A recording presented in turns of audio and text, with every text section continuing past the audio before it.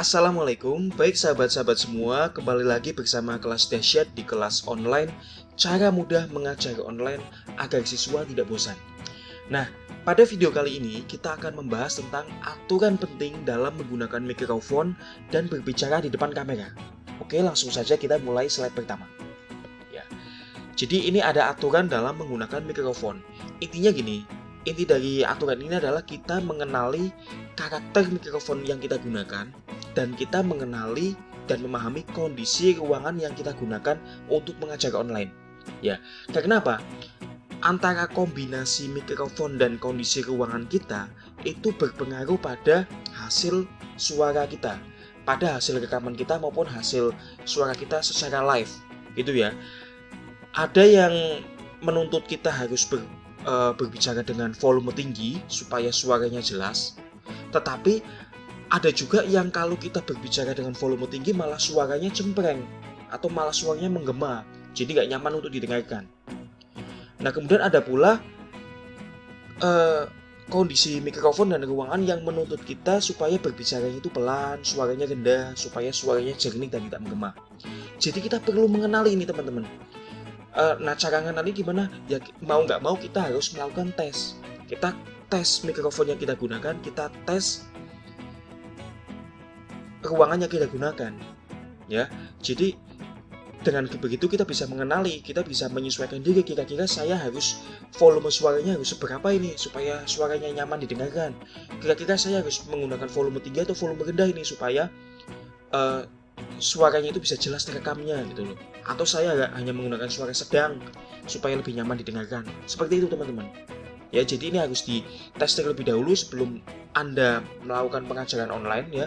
Karena suara yang tidak nyaman juga membuat audiens jadi bosan. Jadi membuat audiens tidak termotivasi untuk melanjutkan kelas Anda. Seperti itu. Nah, kemudian aturan berbicara di depan kamera. Aturannya itu sederhana, yaitu mata memandang ke kamera, bukan ke layar laptop, bukan ke layar smartphone Anda. Ini penting ya, supaya presentasi Anda, supaya Anda mengajarnya itu betul-betul hidup, benar-benar hidup. Pastikan posisi kamera Anda tepat. Paling tidak ya dari ujung kepala hingga setengah badan itu kelihatan. Ini penting agar Anda bisa leluasa jika memainkan gerakan tangan. Misalnya Anda harus open cam dan itu Anda harus ada gerakan tangan. Nah, ini penting sekali teman-teman. Anda harus kelihatan tangannya gitu. Maka dari itu posisi kamera juga harus tepat gitu ya. Nah, kemudian posisi kamera itu harus sejajar dengan mata, harus sejajar dengan muka. Jangan sampai Anda wajahnya menghadap ke laptop tapi kameranya berasal dari samping atau dari atas atau dari manapun. Ini nggak interaktif banget gitu loh. Kalau nggak interaktif nanti serasa peserta didik itu diabaikan. Nah, jangan sampai audiens kita atau peserta didik kita merasa diabaikan gitu loh.